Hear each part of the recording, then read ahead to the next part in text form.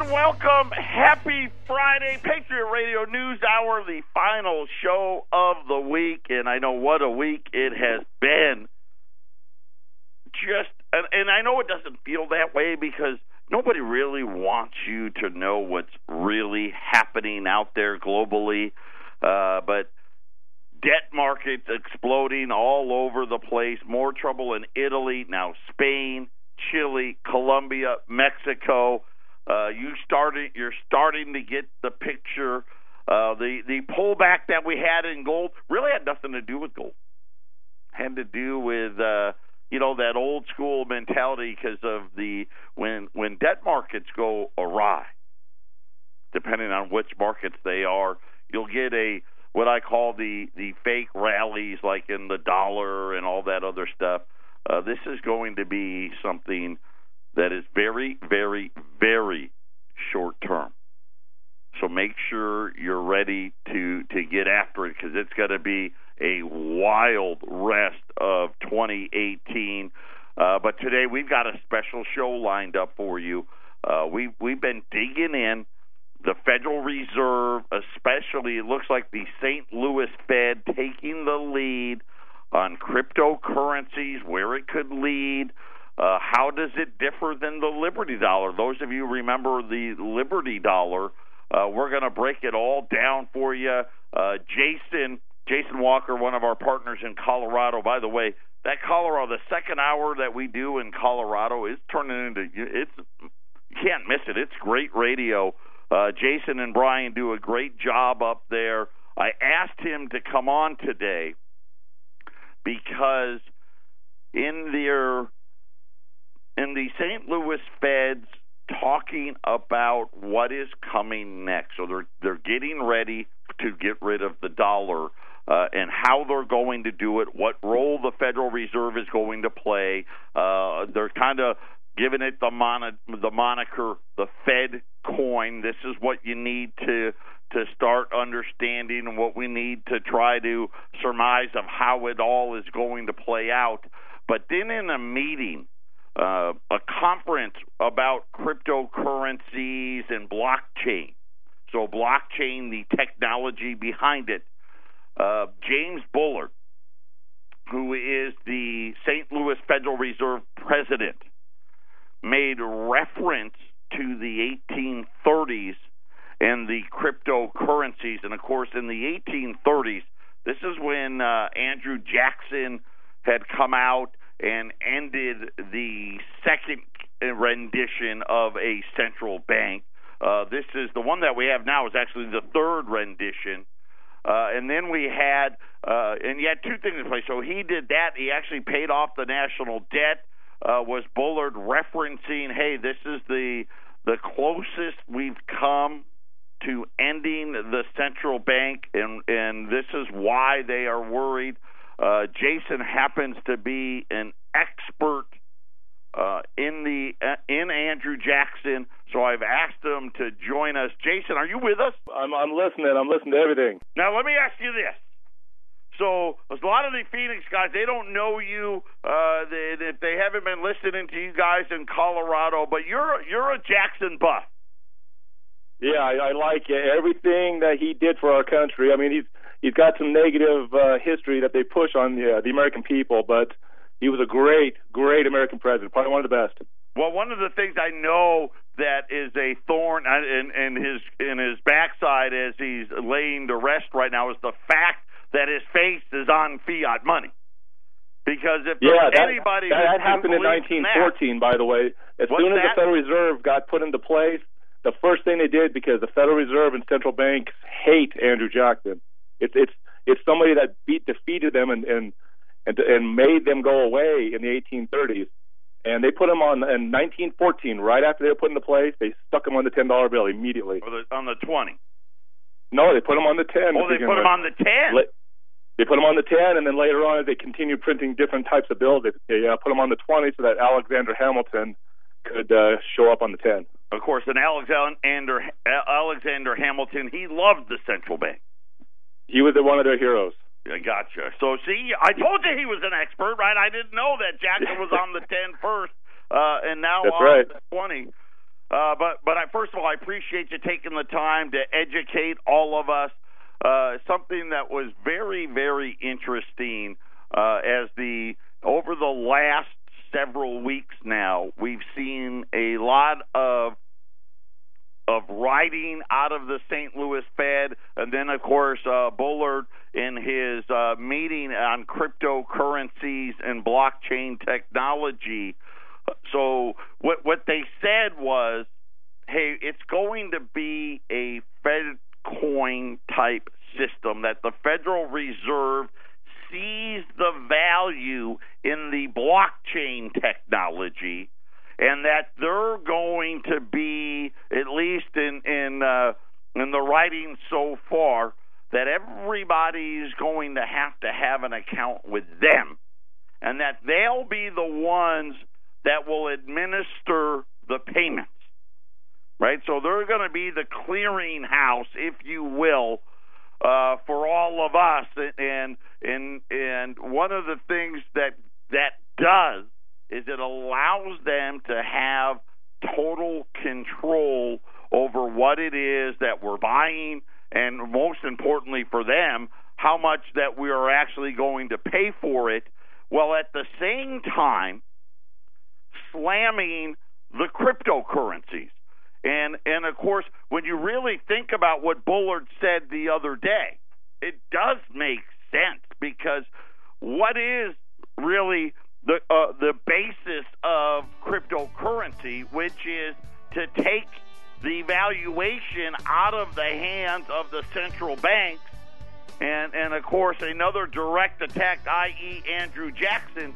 We're going to talk all about it and the Liberty Dollar when we return. Patriot Radio News Hour. Don't touch that dial. 800-951-0592. I'm joined here with Jason, our one of our guys up there in Colorado, and we're talking about cryptocurrencies, blockchain technology, the Liberty Dollar. For those of you that aren't familiar with the Liberty Dollar, that was right during the crash. Bernard Van Nothaus, and if I butchered the last name, I apologize. He was the guy behind it. And remember what he did. They made silver rounds, so 1 ounce, silver rounds, and very similar to what they're trying to do with blockchain and with cryptocurrency. Said, hey, we're going to line up a bunch of people that will take the certificates that you've been issued and backed by silver as a medium of exchange, right? Essentially you could use it to trade services with and pay for things. Again, similar to what the cryptos are, and of course, the difference was he physically minted the coins. The rounds were physically minted. I guess in the cyber world, I don't know how the crypto coin is made, but it's electronic, right? You can't hold it in your hand. But the premise was the same, which was we are taking the power of money out of the hands of the central bank. And of course, those of you, the NorFed guys, right, which is the National Organization for the Repeal of the Federal Reserve, and of course the International Revenue Code, right? These were the people behind it.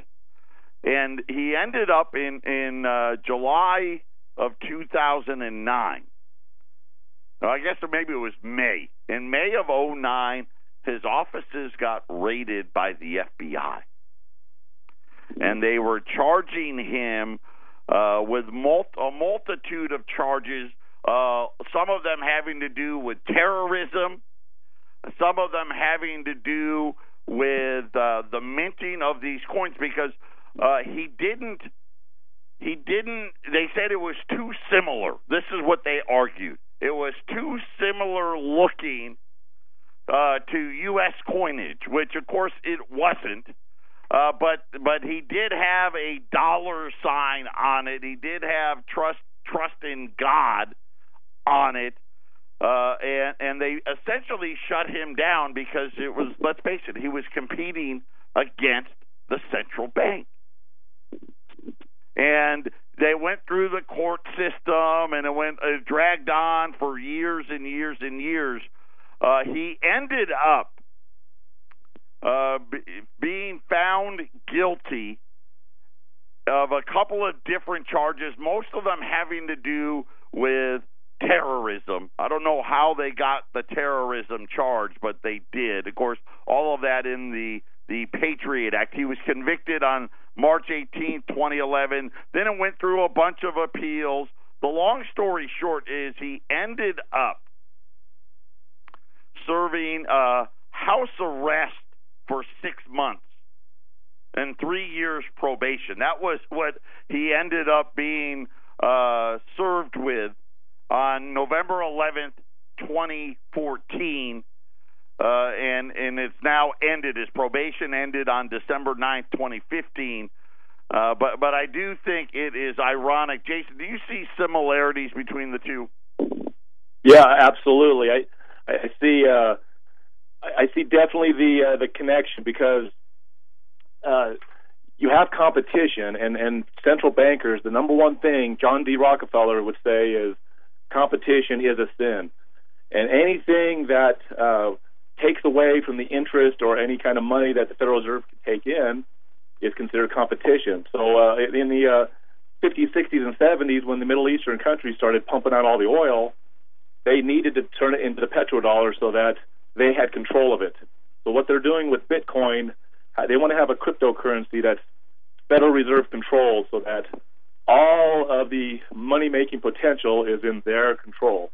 They will not allow Bitcoin or some independent company to run forever because it will eventually erode their profits. And I think that's my whole point on this is I have no doubt in my mind blockchain is here to stay. The technology, the currency side that I fear for because the central bank, just like they did with the Liberty Dollar, right? The same thing. Hey, this is competition. We don't like it, and we're going to shut you down. And they'll use anything, and it really doesn't matter what they use, right? Well, you know what? Terrorists are using it, or it's a criminal organization, and too many black market and bad people are using. Terrorism. They'll use whatever they need to shut it all down. And then when you heard James Bullard on Monday, he was talking about how the country has not faced this sort of dilemma since the 1830s. And that had to do with the second central bank in Andrew Jackson. Jason, why don't you give us a little history lesson about what James Bullard was referencing? Absolutely. So what he's talking about is Andrew Jackson was a populist candidate. In fact, he ran for president in 1824 and lost. Even though he had the majority of the votes, nobody had enough. There was 4 different candidates there, so nobody got the winning amount. So 2 of the candidates went, John Quincy Adams and Tyler, and they put all of their votes together, and they basically stole the election from Andrew Jackson. The Second Bank of the United States did not want this guy as president. He then ran again in 1828 and became president, and he immediately set upon getting rid of the Second Bank of the United States. He considered them an organization that was only in for their own profits and to destroy economically America for their gain. And so his reelection in 1832, back in the Second Bank of the United States times, they had a 20-year charter, and that charter was coming up in 1836. And they were deathly afraid that they were going to be wiped out. So they decided to go into Congress and say, we need an early recharter. It was in a re-election year, and they felt there was no way that Andrew Jackson was going to risk re-election by going against Congress. So the Senate and the Congress passed the early recharter, and Andrew Jackson had nothing to do with it. He vetoed it. He eliminated the possibility of the early recharter. They could not get the votes for the early recharter. Now, this is interesting. Nicholas Biddle. This guy is kind of like the Fed chief at his time. He was like the Janet Yellen or the Ben Bernanke. And when the bankers used to have their meetings, they used to record it and send out magazines of what was said. So Nicholas Biddle was actually quoted as saying this: "Nothing but widespread suffering will produce any effect on Congress. Our only safety is in pursuing a steady course of firm monetary restriction, and I have no doubt that such a course will ultimately lead to the restoration of the currency and the recharter of our bank." So it's painfully obvious that the second bank of the United States wanted to continually profit off of the United States.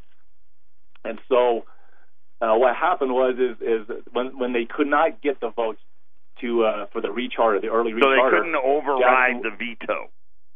Yeah, they could not override the veto.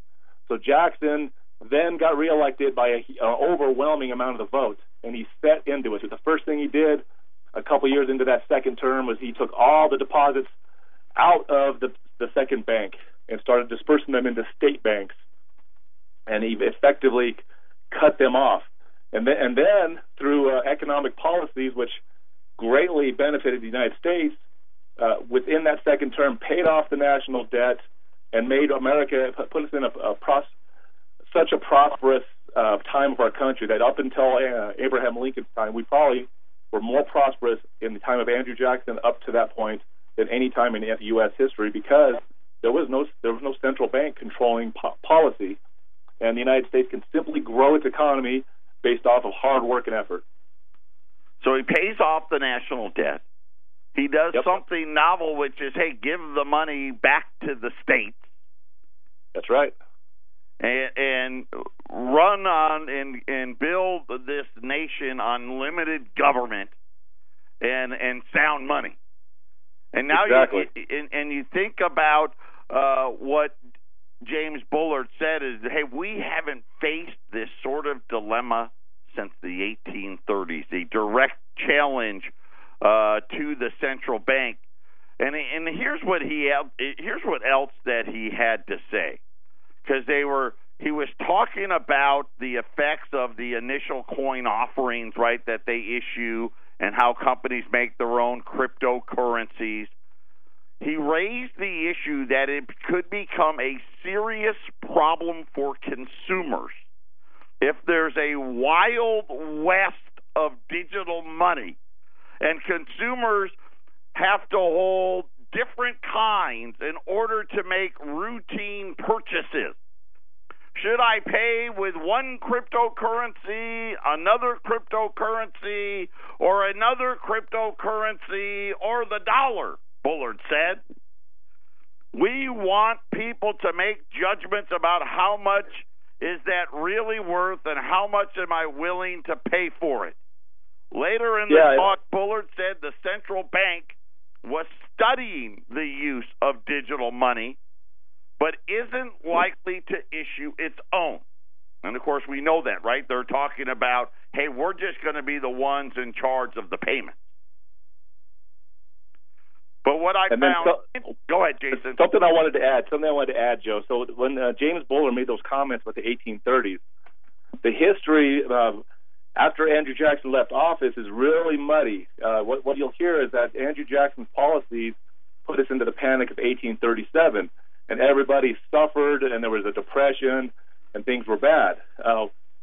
If you give me one moment, the quote that's really strong about what Andrew Jackson did, he knew what he was doing, and he knew that the second bank held a lot of economic power, but he had to put an end to it, and he knew there was going to be some economic stress. He had a quote. He said, "Gentlemen, I too have been a close observer of the doings of the Bank of the United States. I have had men watching you for a long time and am convinced that you've used the funds of the bank to speculate on the breadstuffs of the country. When you won, you divided the profits amongst yourself, and when you lost, you charged to the bank." And then here, this is the important part.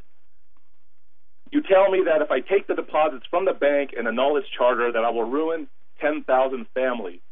That may be true, gentlemen, but if I allow you to continue, you will go on to ruin 50,000 families.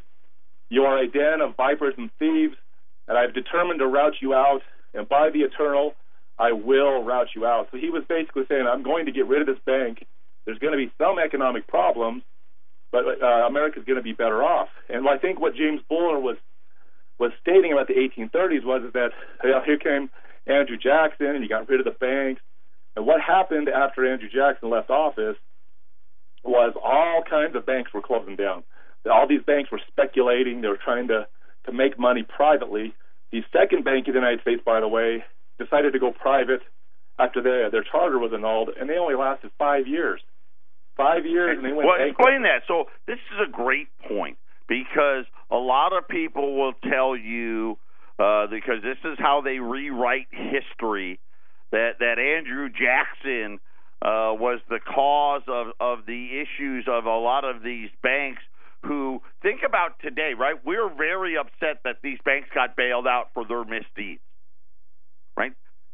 We were having none of that back in the 1830s. If you performed poorly, if you overextended, if you made bad loans, you closed down. It was that simple. Exactly. And it's funny. In 1836, the Bank of England, with low reserves, what was happening is that the dollar was strengthening and the British pound was weakening, and they could not have that. They started flooding high-risk loans into the Wildcat Bank. We're going to talk more about this right when we get back. Jason, stay with us. Patriot Radio News Hour on a Friday, halfway through.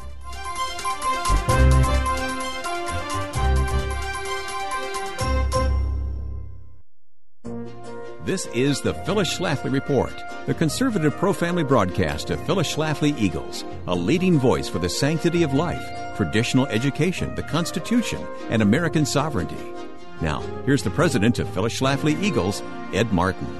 The Trump administration announced in April that President Trump would sign a proclamation to send National Guard troops to the southern border immediately in response to what was described as an unacceptable flow of drugs, criminal activity, and illegal crossings. As progress is made toward a real border wall, this activity is a great reminder to America First supporters that we are witnessing a White House follow-through on campaign promises. This is a rare thing indeed. Phyllis Schlafly often found herself let down and even disappointed by supposed conservatives who would say one thing to get into office and then change their minds or beg for more time once they got the votes and got into office. During the 2016 campaign, Phyllis often remarked that she truly believed Donald Trump would finally follow through and build the wall.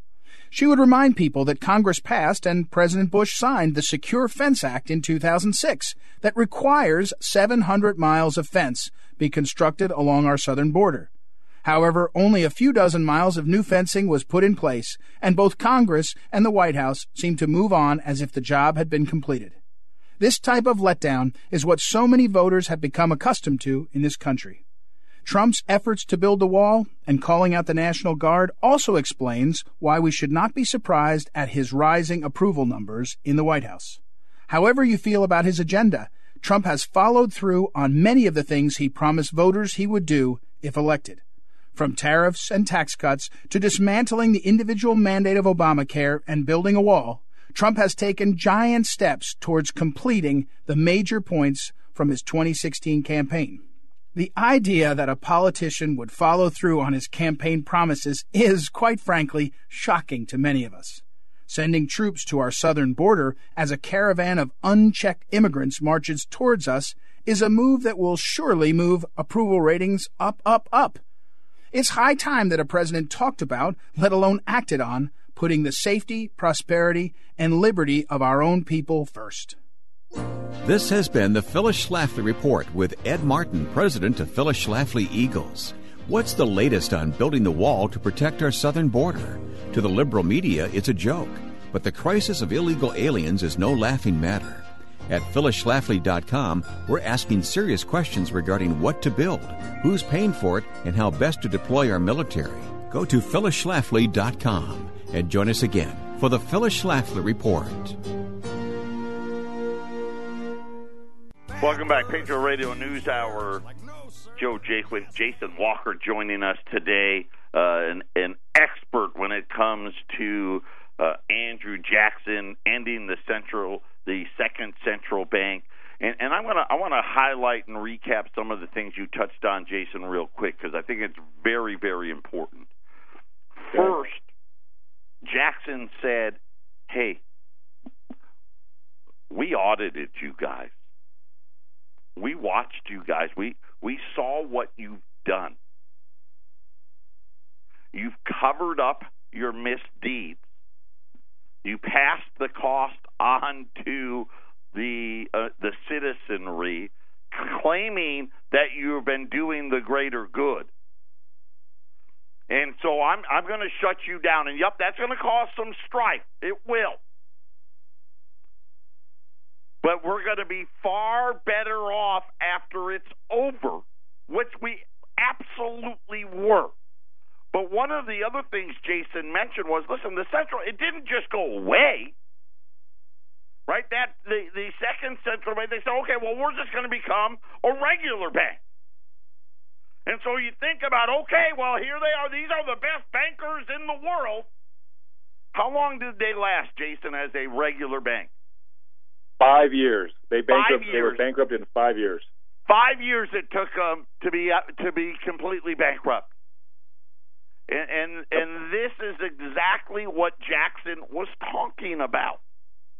And I find it, and I'm going to say this, listen, we're in the beginning here of all of this coming home to roost.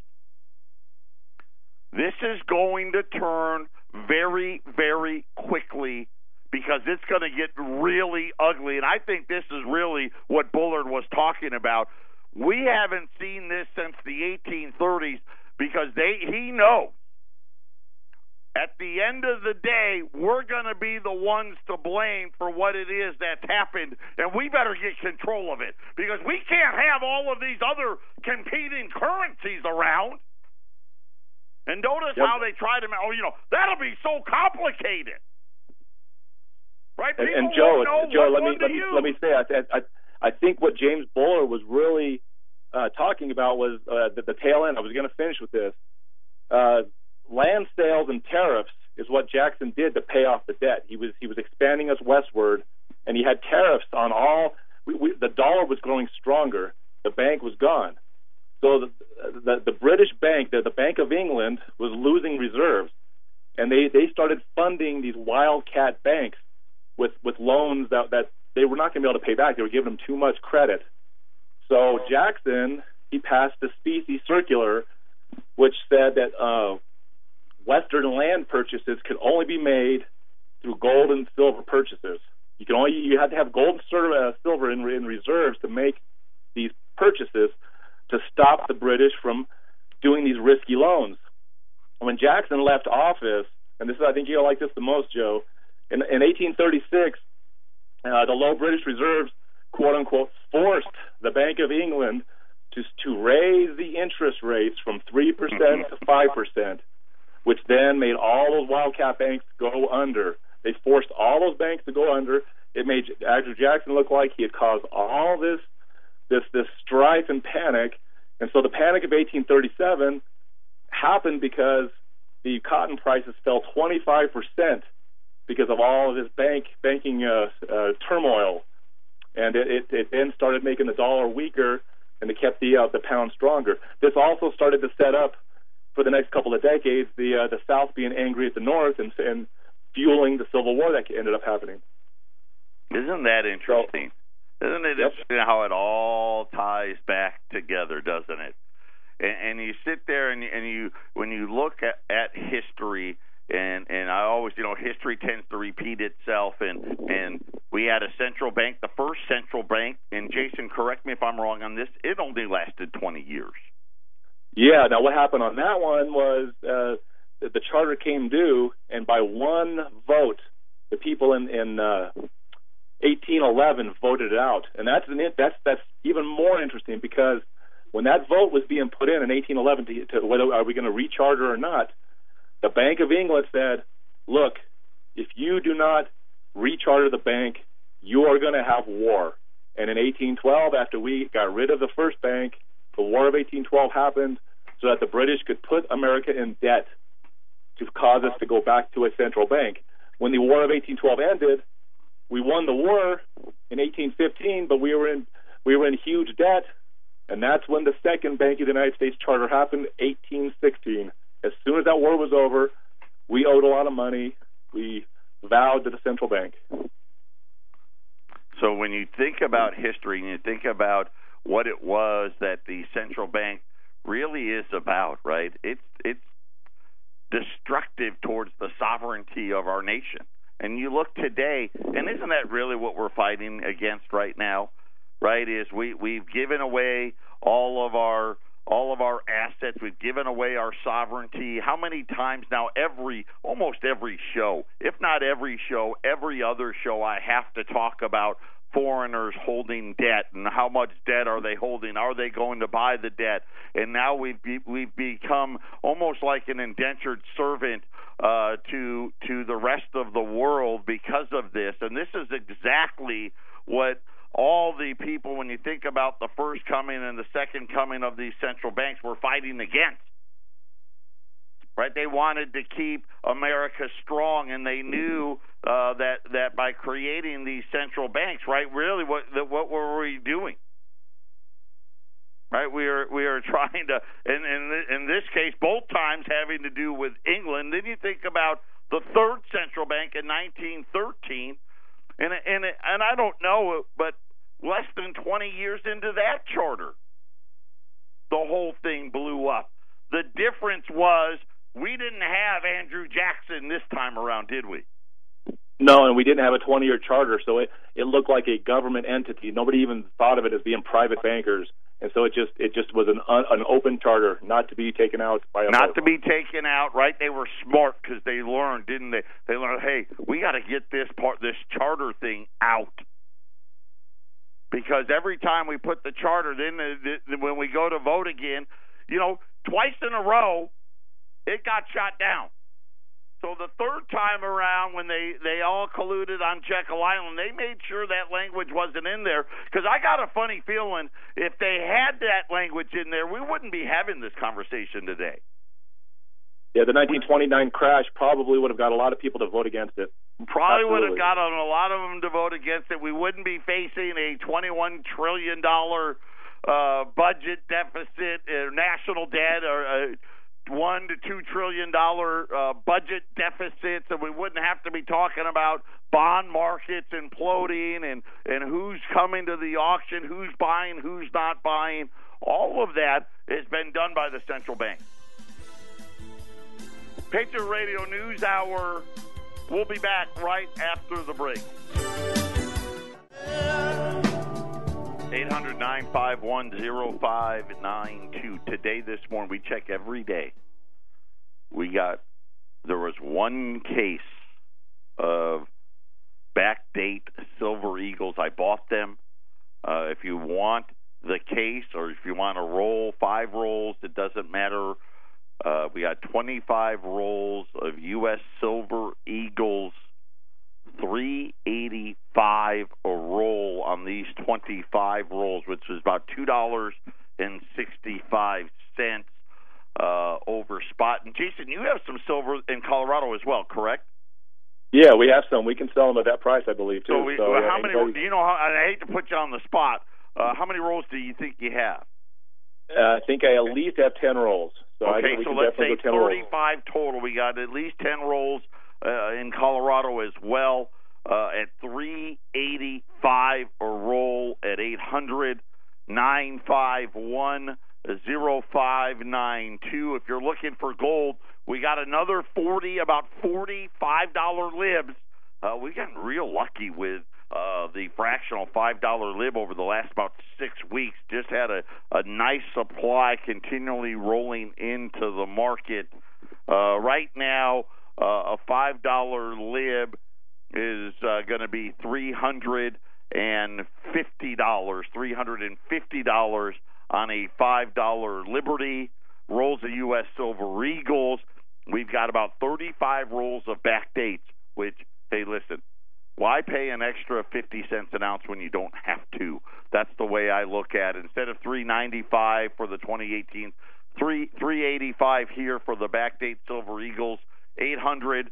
888-951-0592. And as we're getting a history lesson here from Jason about exactly what James Bullard was talking about, and I just loved how he finished his little argument. First saying, hey, listen, we're probably not going to issue a cryptocurrency, right? That was one of the things he said. Right now, as we're looking at this isn't what we're thinking about. Instead, what we're thinking about is using the blockchain technology to make the payments.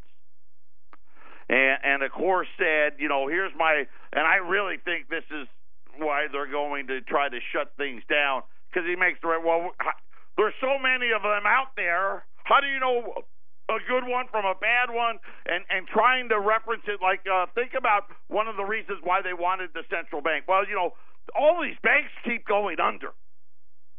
So we need to have a uniform set of rules and guidelines, and these cryptos, they don't have that, and it's going to be too complicated, and therefore, and this is just kind of what I see, they're going to get rid of them. They're going to force them out, just like the Liberty Dollar. There was nothing there. I mean, think about what ultimately on the Liberty Dollar, what ultimately he got sentenced to.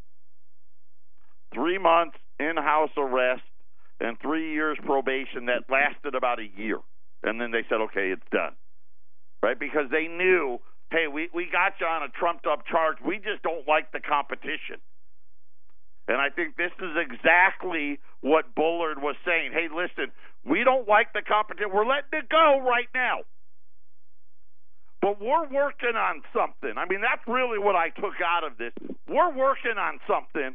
And once we're ready, then we're going to deal with this problem. I mean, that's just the way I see it. And of course, and Joe, this is how I see ahead, it. Jason. The way that I see it is, if they can get Federal Reserve notes as a backed cryptocurrency, a Fed coin, that's fine, because basically all it's really going to be is taking the cash out of circulation. But if they can't get it under control, let's say other countries, Russia and China, decide to go with a cryptocurrency, they can still destroy it if other countries are using it, because all they have to do is manipulate the currency values.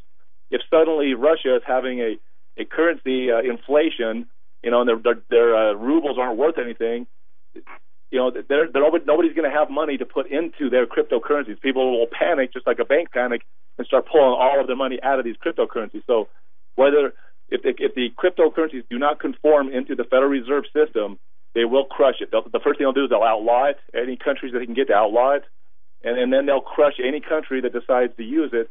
Just the same way Libya tried to do the gold dinar and do a gold money system. They'll just do the same thing. They'll destroy the currency of these other countries.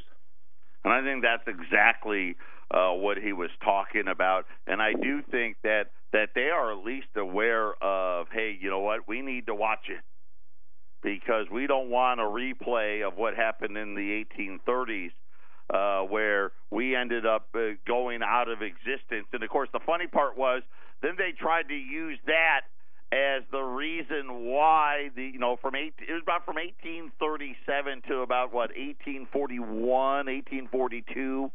Yep. And then that all really, like Jason said, that had nothing to do other than really England, right, once again messing in the government affairs. But Jackson was right. Once we get past that, things are going to be so much better. And how bad can your economy be if you're paying off the national debt in one term of office? I mean, how bad can the economy be if you pay off all your debt in one term through economic progress by the citizens and by the government of America, without the central bank in control? It really was not that bad of a downfall. It was just banks going under. And when people hear banks going under, there's like this panic. Oh my gosh, banks are going under. Money must be really bad, but it really wasn't.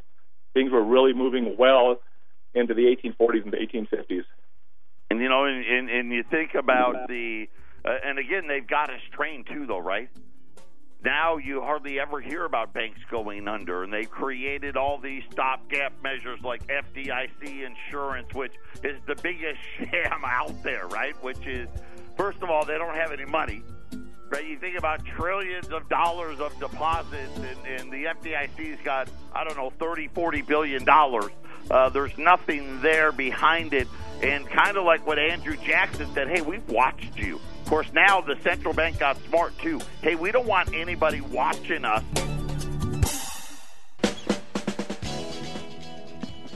Final segment, Patriot Radio News Hour, 800-951-0592. Rolls of U.S. Silver Eagles. It's not a lot, but, hey, when we get them, we're going to pass the savings along. Backdate rolls $3.85 a roll, which is about $2.65 over spot, and actually getting a little less than that. Silver's gotten all the way back now, $16.42 on silver this morning. Gold is up about $2.50 now, $1,292. Even though the dollar is rising again, Italy again causing all kinds of heartburn, spreading into Spain now. It's going to be really interesting to see how all of these countries are going to be able to handle all of the debts that's been plastered all over the place. Make sure you take the time, put some more assets away. U.S. $5 gold liberties, $3.50. That's just, it's a great opportunity. I think this pullback in gold really wasn't more of a gold pullback as it was some what I'll just call heartburn of nations. As today we had problems in Chile, Colombia, Mexico, right? And I told you this is Spain, right? This thing's going to start spreading as these interest rates go up. Remember what Jason was telling you about what happened after the central bank got closed? Andrew Jackson left office. The Bank of England was financing all of these loans on the Western expansion, and then one day turned around and said, you know what, forget about 3% rate, we need to go to 5%, and it put everybody out of business. Well, not everybody, but it put a lot of people out of business. And this is kind of very similar to what we're facing now. Don't you think so, Jason? Absolutely. This is why I think James Buller made the connection. That's why he wants people to go look at the false history of all this economic strife that really wasn't as severe as history books are spouting. Well, let's face it, they've done a good job of sanitizing, if you will, what really happened, right? So if you go back to look, you'll be like, oh, man, that was bad. Really, it's the exact opposite.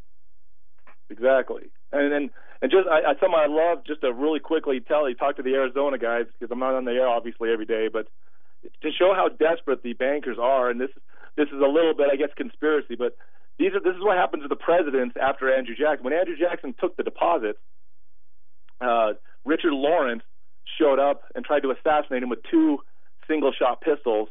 They both misfired before Andrew Jackson started beating him with a cane. A few years later, on July 9, 1850, Zachary Taylor, he made the quote, "The idea of a national bank is dead and will not be revived in my time." Well, he was eating a bowl of milk and cherries and died of acute arsenic poisoning. You look at James Buchanan. In 1857, he attempted to set limits on banking loans for more than they held. He wanted to issue bank-backed government assets as the backing of all bank loans. Well, he got poisoned but lived. But 38 people that were at that dinner all died of arsenic poisoning. I mean, Abraham Lincoln issued the greenback, a debt-free money system that was completely against central banking's power, and we all know what happened to him. James Garfield was shot in the first year of his presidency, and he was a huge Andrew Jackson and Abraham Lincoln backer. So you can't overlook that the guys that were on the banker's side never get assassinated, but all the guys that are against the banking system have all of these unfortunate accidents happening to them. Listen, we're going to have you back on because that was just incredible. 800-951-0592, Patriot Radio News Hour. I'll try to set up Jason to go through that little diatribe next week. Everyone take care. Enjoy the rest of your weekend.